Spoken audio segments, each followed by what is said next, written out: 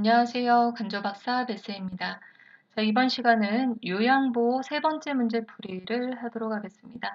자, 1번 보시면 다음 중 살에 걸리기 쉬운 대상자의 식사를 돕는 방법으로 옳은 것 4번이 정답이네요. 자, 1번 정해진 시간에 음식을 빨리 먹도록 하면 안 되겠죠. 우리가 음식을 빨리 먹다 보면 기도로 잘못 넘어가기 때문에 살에가 더 많이 걸리겠죠. 그래서 천천히 식사 속도를 맞춰주고요. 완전히 삼켰는지 확인한 다음 음식을 입에 넣어주는 거다. 자, 2번 식사 전 신맛이 나는 음식을 제공하면 안 돼요. 신맛이 나는 음식을 제공하다 보면 침분비가 더 많이 돼서 기도로 이런 것들이 더 많이 들어가서 살해가 더 심해지겠죠. 그래서 주의하도록 하고 3번 수분이 너무 적은 음식도 삼키기가 힘들기 때문에 주의를 하고요. 4번 국이나 물 등으로 먼저 목을 죽인다. 그래서 삼키기 쉽도록 하고 5번 고개를 들고 머리를 뒤로 젖혀요. 그러면 기도가 열려요. 우리 기도로 음식물이 잘못 들어갔을 때 살해가 더 많이 걸리죠. 자, 그래서 가능하면 앉아서 상체를 약간 앞으로 숙이고 턱을 당기는 자세로 식사를 하는 거죠. 여러분들 식사할 때 자세 생각해 보시면 돼요. 어떻게 해요? 앞으로 상체를 숙이고 고개를 이렇게 숙인 다음 턱을 당기고 식사를 하시잖아요. 그래서 내가 밥 먹는 자세 생각해 보시면 돼요.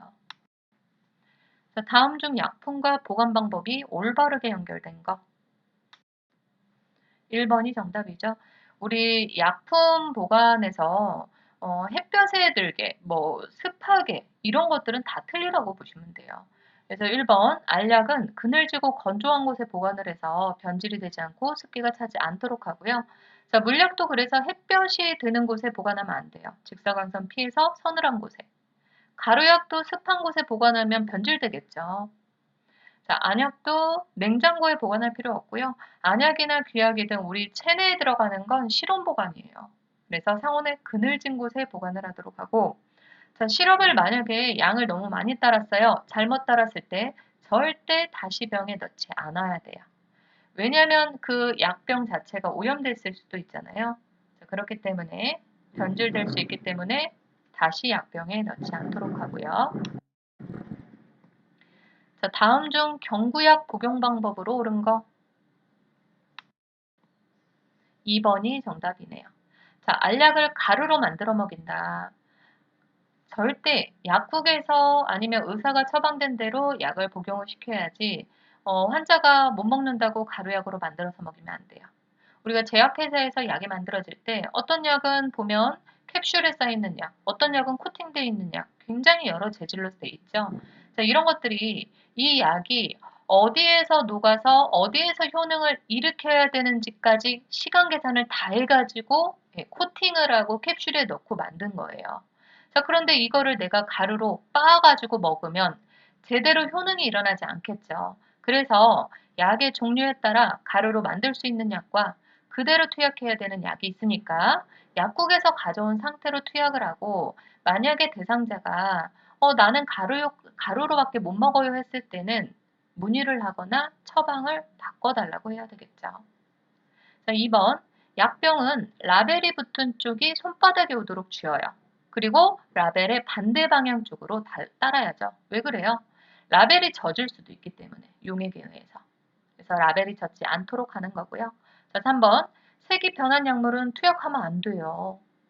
흔들어서 먹이는 거는 뭔가 용액이 가라앉아 있을 때는 이 농도를 맞추기 위해서 흔들어서 먹는 거지 변한 약물은 투약하지 않아야 되겠죠.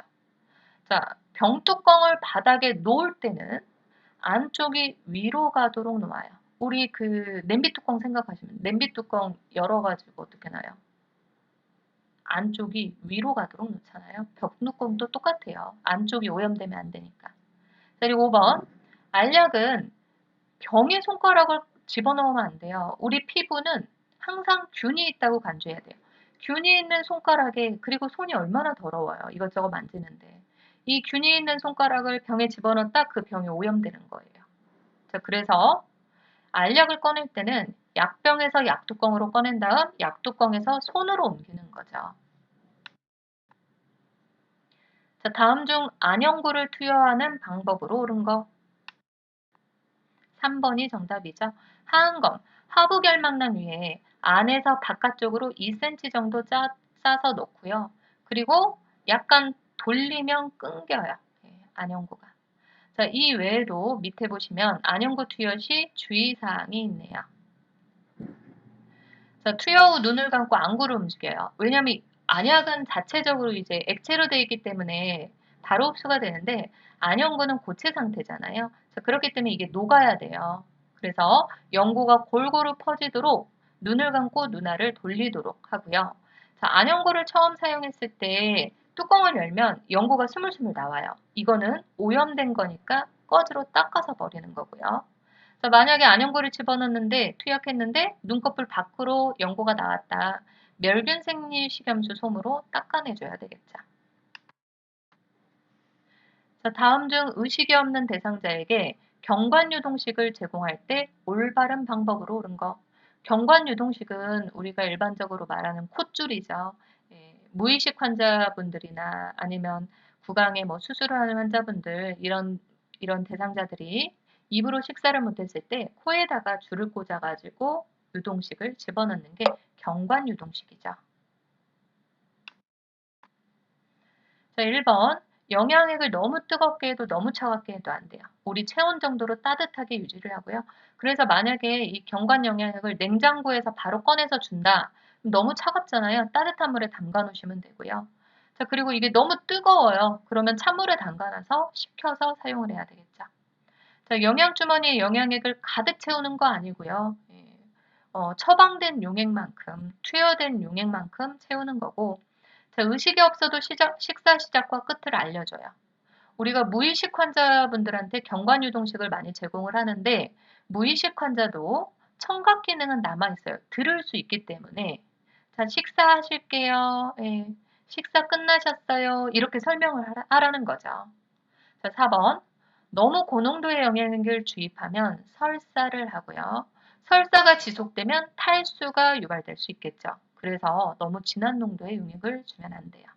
자, 5번. 영양액이 역류되면 즉시 비위관을 뺀다? 안 되죠. 역류되면 빨리 잠그고 계속해서 영양액이 나오니까 즉시 잠그고 보고를 해야 되겠죠. 그래서 의학적인 건 우리 요양보호사가 하면 안 돼요. 그 의료적인 건. 그래서 이상 반응이 나타났을 때는 가장 먼저 할 수 있는 건 보고다고 생각하시면 돼요. 자, 다음 중 배설 요양보호의 일반적 원칙으로 옳은 거. 1번. 항문은 앞에서 뒤로 닦아요. 항문이든 회음부든 닦을 때는 앞에서 뒤다. 왜? 항문에는 대장균이 들어있어요.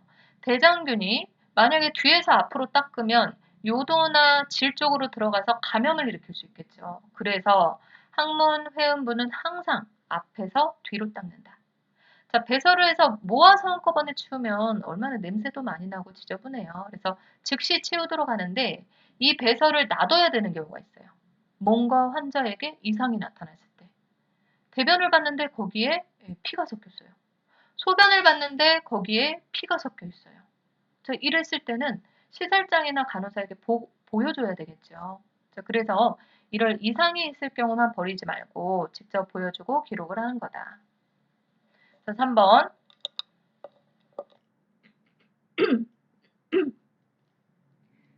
대상자가 할 수 있는 부분은 스스로 하도록 도와요.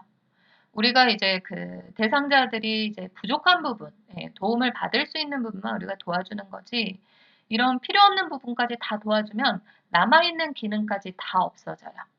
자, 그렇기 때문에 대상자의 자존감과 잔존 기능, 남아있는 기능을 유지하도록 하기 위해서는 스스로 할 수 있는 부분은 스스로 하도록 해야 되겠죠. 3번이 정답이고요. 자, 4번. 낙상 예방을 위해서 이동변기 사용을 적극 권유한다. 이동변기는 언제 사용하는 거예요? 환자가 서거나 앉는 건 가능한데 화장실까지 걷기 어려운 대상자가 침상 바로 옆에 두고 사용하는 게 이동변기예요. 자, 그래서 낙상 예방을 위한 게 아니에요. 낙상 예방을 위한 방법은 그래서 뭐예요? 밑에 바로 변기 옆에 넘어지지 않도록 손잡이를 설치해서 필요시 잡도록 하거나 화장실 바닥에 물기를 없애거나 응급배를 설치하거나 밤에 화장실 표시등을 켜두거나 미끄러지지 않는 신발을 신거나 이런 것들이 예방 방법으로 들어갈 수 있겠죠. 자, 5번. 걸을 수 있는 대상자는 화장실에 혼자 가게 해서는 안 돼요. 우리가 항상 낙상 위험이 있기 때문에 대상자들이 항상 관찰하고 그리고 보조가 필요한 부분은 도와줘야 되겠죠. 자, 다음 중 대상자의 기저귀를 교환할 때 올바른 방법으로 옳은 거. 5번이 정답이 되겠네요. 1번, 협조가 불가능한 대상자. 협조가 불가능하다는 거는 기저귀를 갈아야 되는데 못 움직여요. 예. 자, 엉덩이 좀 들어주세요. 못 움직여요. 이런 환자인 거예요. 자, 그랬을 때는 보통 그 간병인 분들을 보면 어떻게 많이 하냐? 허리를 그냥 들어버려요. 허리를 들면 내 어깨나 허리나 다 손상돼요. 그럼 어떻게 해요? 환자를 그냥 옆으로 돌려눕히는 거예요. 기저귀 대주는 거예요. 침상병기 대주는 것도 똑같아요. 협조가 불가능한 대상자는 환자를 들으려고 하지 말고 대상자를 옆으로 돌려눕혀서 기저귀나 병기를 대주고 반드시 눕히는 거죠. 자, 2번. 협조가 가능한 대상자는 어떻게 해요? 환자한테 무릎 좀 세워보세요. 자, 그리고 허리 들어주세요. 하고 기저귀를 그때 놓는 거예요. 그래서 대상자에게 무릎을 세우게 해서 허리를 들게 하고 협조하에 교환을 하는 거다. 자, 3번. 물티슈로 닦아내고 바로 기저귀 채우면 물기가 남아있어요. 우리가 피부가 습한 상태에서는 욕창이 잘 발생하죠. 그렇기 때문에 물기를 말린 후 기저귀를 채우는 거고요. 자, 회음부 어떻게 닦는다 했어요? 앞에서 뒤로 닦아준다. 자, 둔부부터 꼬리뼈 부분까지 피부의 상태를 잘 관찰해요. 우리가 기저귀가 배설을 해서 그냥 갈아주는 목적도 있지만 피부 상태를 그때그때 항상 관찰하는 거예요. 발적은 되지 않았는지, 상처는 없는지 이런 것들을 관찰하도록 해야 되겠죠.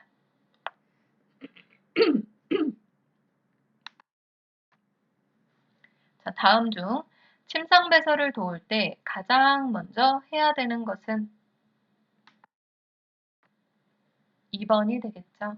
그래서 대상자를 확인하고 절차를 설명하는 게 가장 먼저 들어갈 수 있겠네요.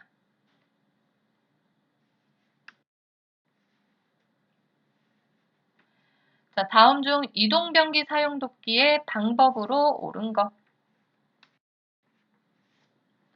자, 1번이죠. 이동변기는 앞에서 잠깐 설명드렸었죠. 어떤 환자가 이동변기를 사용한다 그랬죠? 서거나 앉는 건 가능한데 화장실까지 걸어가기 힘든 환자분들이 침대 바로 옆에 이동변기를 놓아놓고 사용하는 거예요. 자, 그래서 1번에 보시면 침대와 이동변기의 높이가 같도록 맞춰야 돼요. 그래서 침대에서 내려와서 이동변기를 붙잡고 바로 앉을 수 있도록 낙상을 예방하기 위한 거예요. 자, 2번. 대상자의 다리가 바닥에 닿아야 되겠죠. 넘어질 수 있기 때문에. 자, 3번. 변기는 건강한 쪽으로 45도 각도로 놓아요. 왜 건강한 쪽으로 놓냐? 우리가 대상자들이 일어날 때 건강한 쪽으로 일어나서 건강한 손으로 변기를 붙잡고 앉아야 되니까 건강한 쪽으로 30에서 45도 비스듬히 놓거나 아니면 침대 난간에 딱 붙이는 거죠. 4번. 배설 중에 환기를 하면 안 되죠. 내가 바지를 벗고 있는데. 그래서 배설 후에 환기를 위해서 창문을 열어두는 거죠. 자, 5번. 소음 방지를 위해서 변기에 물을 채우는 게 아니라 화장지를 변기 안에 깔아주거나 음악을 틀어주는 게 들어갈 수 있겠네요. 자, 다음 중 대상자가 화장실을 이용할 때 돕는 방법으로 옳은 거 2번이죠. 화장실 조명을 너무 어둡게 유지하면 낙상 위험이 있겠죠. 그래서 밝게 유지하도록 하고 응급 상황을 알릴 수 있는 벨을 설치하도록 하고요. 자, 화장실 바닥에 매트라고 나왔기 때문에 틀려요. 우리가 그 낙상 예방을 위해서는 매트나 깔개나 앞에 뭐가 붙어야 되냐? 신발도 미끄럼 방지, 미끄러지지 않는 으로 붙어야 돼요. 그냥 이런 매트를 깔아놓으면 이게 발에 걸려서 넘어지겠죠. 실제 그 연구에 의하면 노인분들이 가장 많이 낙상 사고가 일어난 게 집안에서였고 집안에서도 안방에서 가장 많이 일어났어요. 우리가 노인분들이 이제 이불을 많이 깔아놓고 생활을 많이 하시다 보니까 그 이불 끝자락을 밟고 낙상이 돼버리는 거예요. 그래서 발에 걸려 넘어질 우려가 있는 물건 이런 것들은 치워야 되겠죠. 자, 4번. 배뇨하는 동안 옆에서 지켜보면 안 되겠죠. 프라이버시를 위해서는 배려를 해줘야 되고요. 자, 5번. 휠체어를 타고 내릴 때 잠금 장치는 항상 잠궈놔야 되겠죠. 그래서 휠체어를 타거나 휠체어에서 내릴 때나 휠체어에 앉아있을 때는 반드시 잠금 장치를 걸어둬야 된다. 잠가둬야 된다. 알고 계시면 되고요. 다음 중 유치도뇨관을 사용하는 대상자를 돕는 방법으로 옳은 거.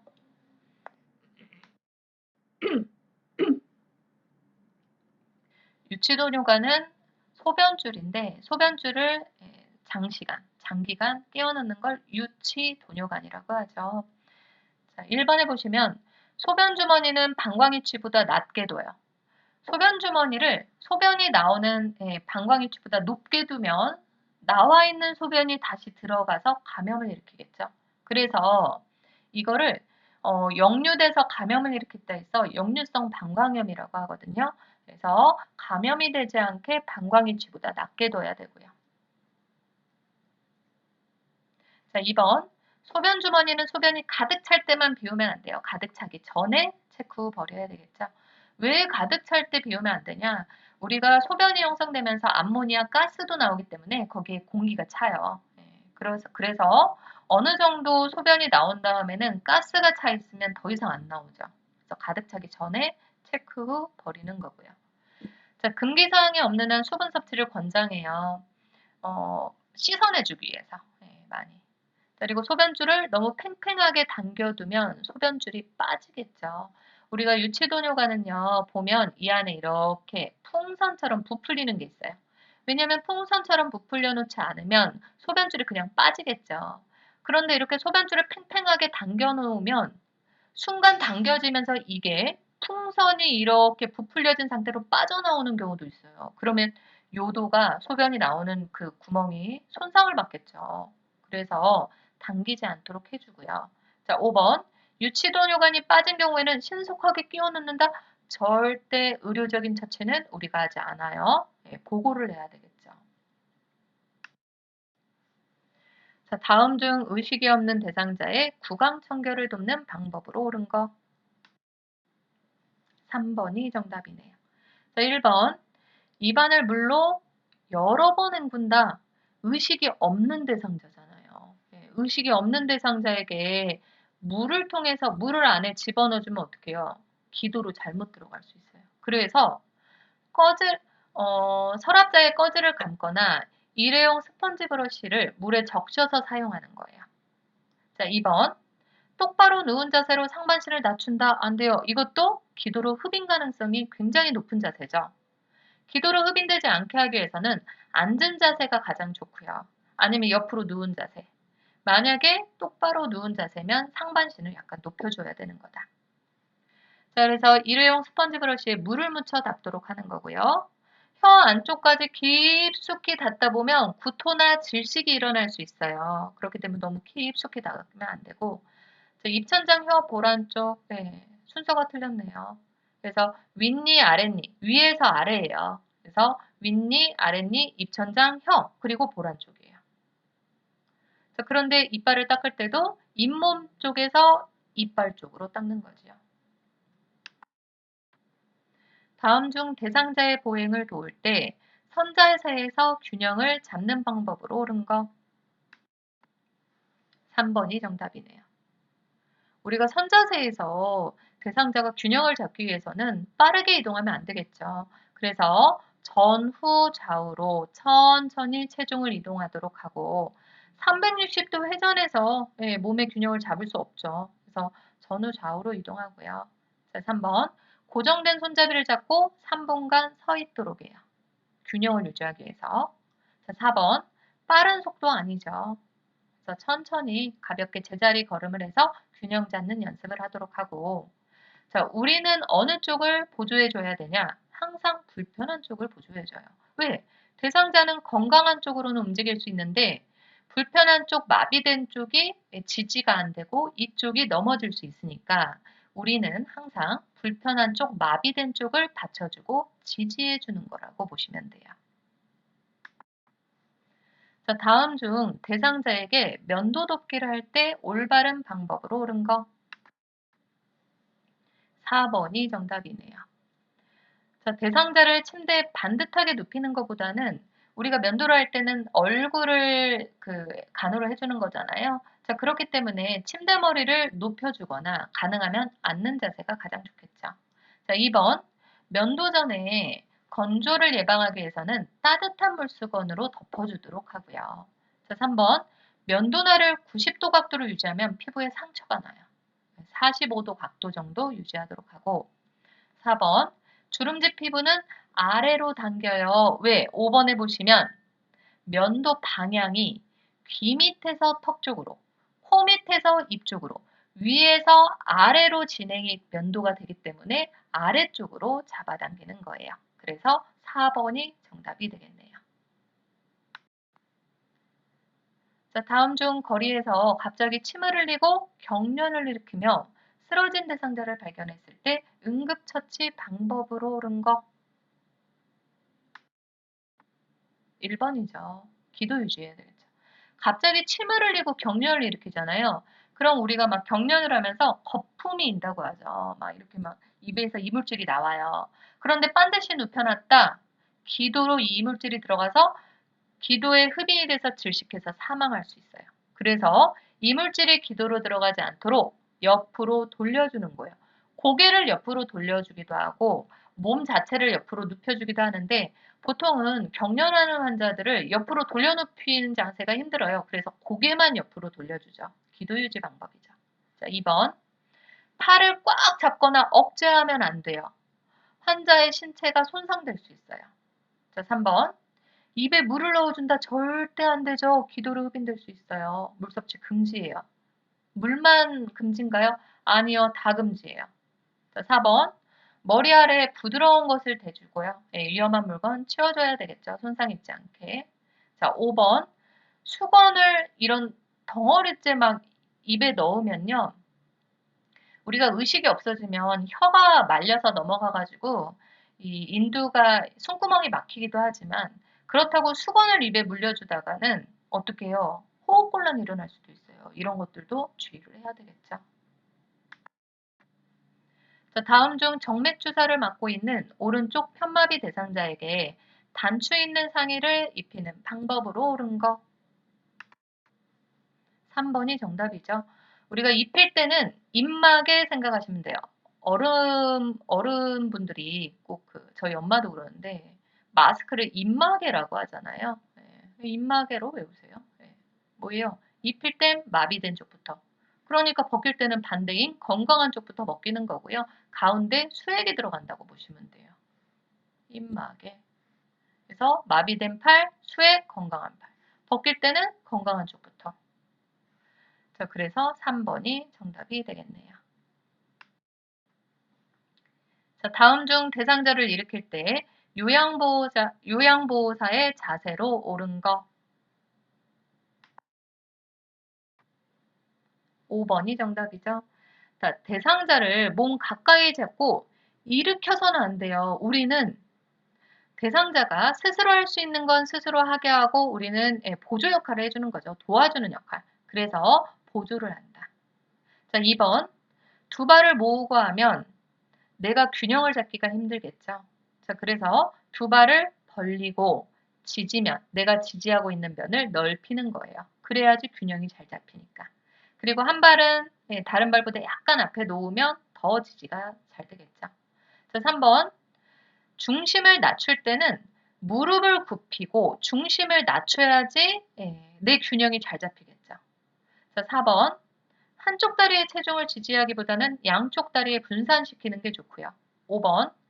내가 자세를 낮출 때는 무릎을 구부리고 허리를 펴고 이동을 시키는 거다. 허리를 굽힌다고 나오면 다 틀려요. 네. 내가 자세를 낮출 때는 무릎을 굽히는 거예요. 자, 그리고 이 외에도 이동 시에는 다리나 몸통의 큰 근육을 사용해서 움직이도록 하고 갑작스럽게 몸을 동작을 하거나 이런 것들은 피하고 적절한 휴식을 취하도록 해야 되겠죠.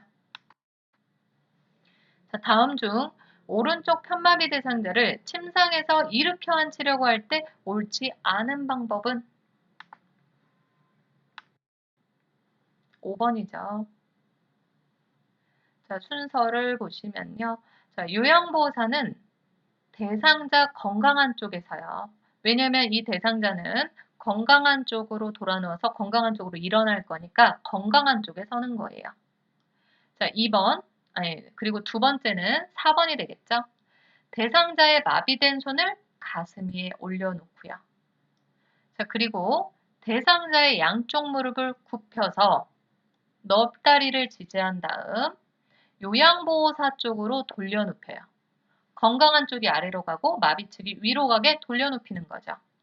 자, 그리고 3번에 보시면 요양보호사의 팔을 대상자 목 밑에 넣어서 등과 어깨를 지지하고 반대손은 엉덩이 부분을 지지해서 일으켜 앉혀요. 자, 이때 대상자는 건강한 손을 짚고 일어나도록 해야 되겠죠. 마비된 손은 지지할 수가 없겠죠. 힘이 안 들어가지니까. 그래서 이 순서도 같이 알고 계시는 게 좋겠네요.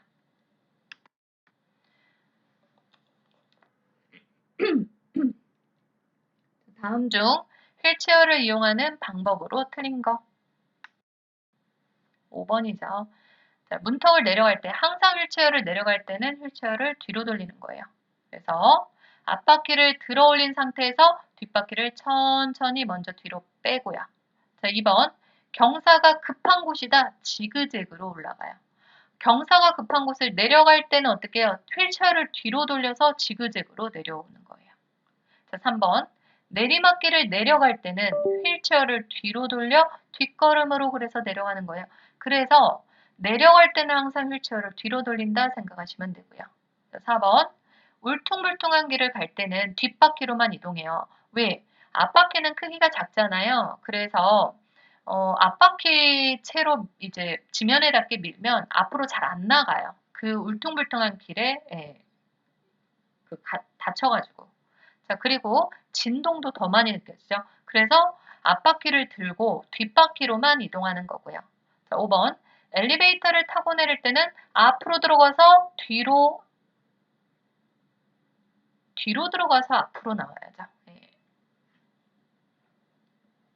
뒤로 들어가서 앞으로 밀고 나온다. 왜? 내리기도 쉽고 엘리베이터 층 버튼을 누르기도 쉬우니까. 그래서 휠체어 이용 방법에는 이게 가장 많이 나오긴 했었네요. 자, 다음 중 편마비 대상자를 바닥에서 휠체어로 이동시킬 때 순서로 옳은 거.